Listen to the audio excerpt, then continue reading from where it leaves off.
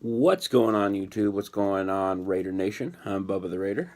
Um, Coming at you guys here tonight after day two of the draft to talk about what's been going on. And I am exhausted. It's been a long last couple days, so I'm just going to make this real quick.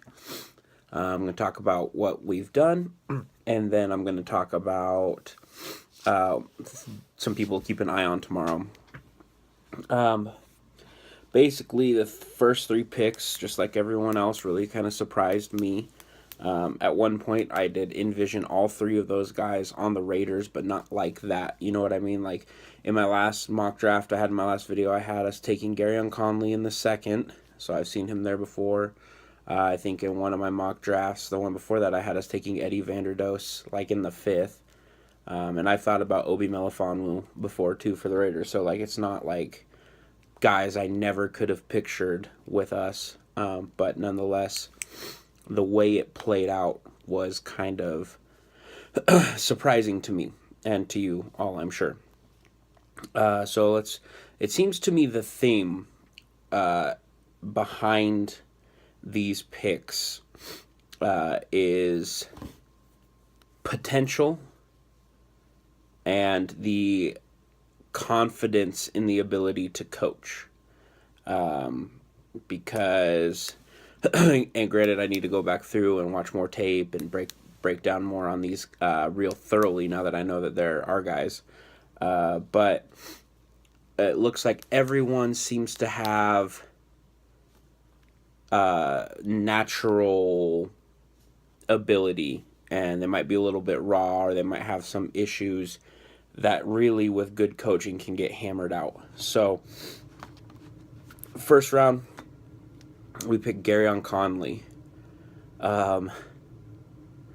That pick would have made me feel a whole lot better if Reuben Foster wasn't on the board. I talked about this the whole time, how much I loved Reuben Foster. And it makes sense, and I get it.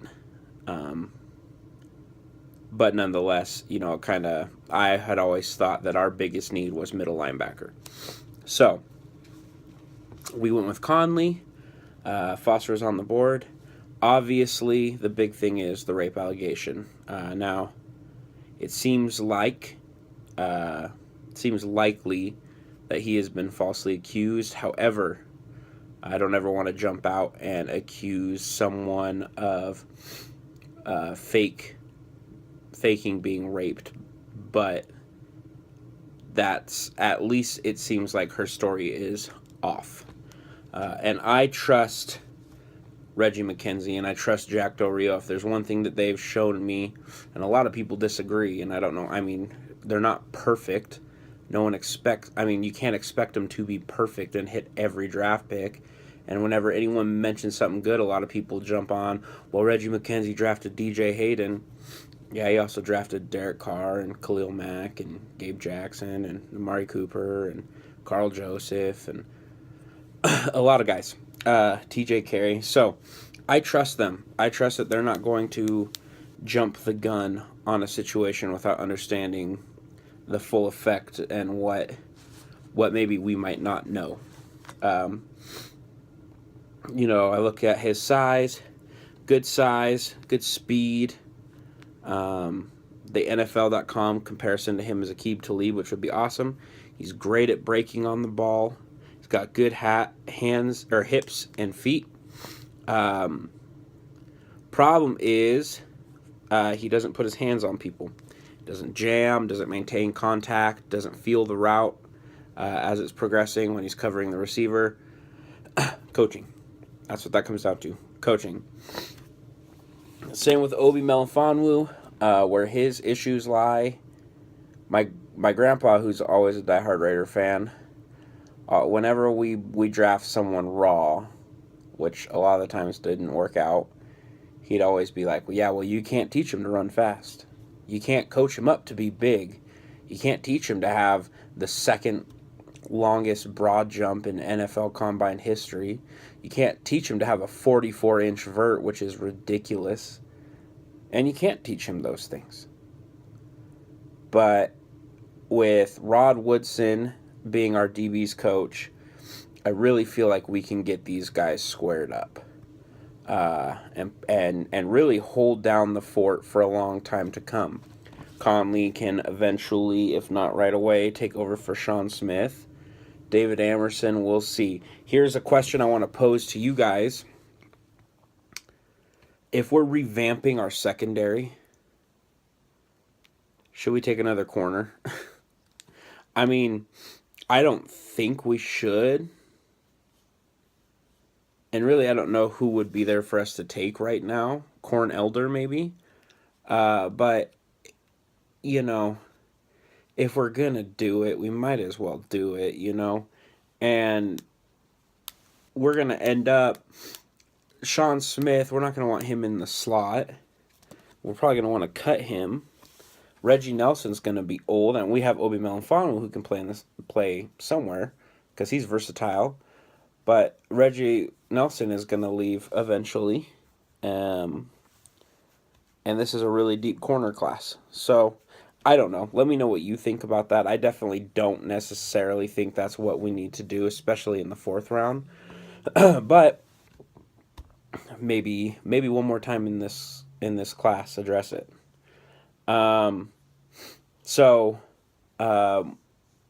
coaching for Melifonwu to really hone in, and Conley to really hone in, get our secondary solidified, and then it seems like Vanderdoes, when he can stay healthy and he can keep his weight down, which again comes down to coaching, he can be a beast. People were saying a 1st rounder even. So I don't know about all that, but I really think that he is someone who, with the right coaching, really buying into this program, maybe get him. I don't know if it's he seems to. Cameron P was talking about it too. He seems to really hold all of his extra weight that fluctuates in his midsection, so in his gut. So maybe a nutrition specialist and all those people. I know J.J. Watt uses one. I mean, why not? So coaching, buying into the culture that we have, and really, really fixing and perfecting their craft. I really feel like these 3 picks could actually pan out to be phenomenal for us. I really hope so. But I think there's a lot of boom or bust potential in here. So that's all I'm going to say right now about it. I trust Reggie. I trust Jack. I give it an A++. Maybe it's not what I wanted to do. I kind of wanted Cunningham. I was never really that big on Cunningham, but I just feel like we need a linebacker for linebacker's sake. So with that in mind, a couple names I'm going to be watching for tomorrow to see where they go. Wouldn't mind any of these guys in Oakland. We need middle linebacker. I'm looking at Anthony Walker Jr. from Northwestern, Markel Lee from Wake Forest. I am not big on Ben Poulware from Clemson. I know a lot of people are. I just am not huge on him. I don't think he's going to be very good. But if we draft him, I hope he is amazing. Looking at wide receiver, K.D. Cannon from Baylor, another guy I've really liked. Here's another question. I know we have Marshawn. Do we still take a running back? And a lot of people may think that's stupid, but hear me out. What if Marshawn gets hurt? What if Marshawn is not Marshawn? Marshawn is also 31 years old, I think. He's not going to be around forever.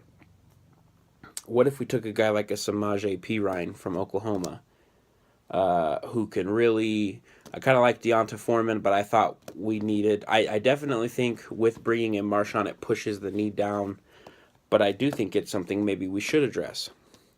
Again, Brian Hill has been one of my favorite... These 2 guys are my favorite running backs probably in this whole class, Samaje Perine and Brian Hill.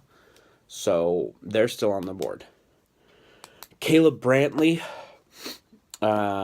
his situation, I think, completely takes him off of most people's boards, or at least for a while.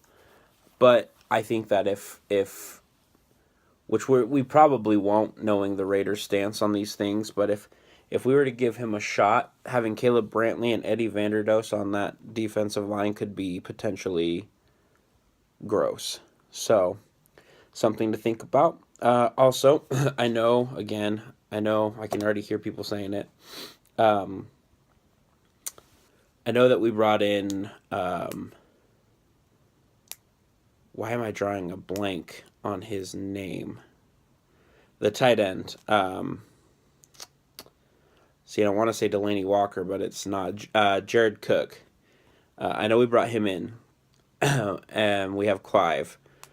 But this draft class is so deep at tight end, and Jake Butt is still there, and Jared Cook might not be there forever. He might not be he's older too. I think he's pushing 30. Jake Butt was a first round tight end considered before he got hurt. So that might be a developmental piece. Another linebacker who apparently is a tackling machine, Blair Brown out of Ohio. So I'll be watching him. Corn Elder, as I mentioned before, corner from Miami. And then we have that kind of open competition at right tackle. And Roderick Johnson has been a guy who's gone up and down draft boards throughout this whole process. He's an offensive tackle from Florida State. I think he's someone that I'm going to be paying close attention to tomorrow as well. So that is just kind of my thoughts so far. I'm sorry it wasn't more in depth. I am exhausted. It's been a long last couple days. That's why I haven't got a video out. But sorry.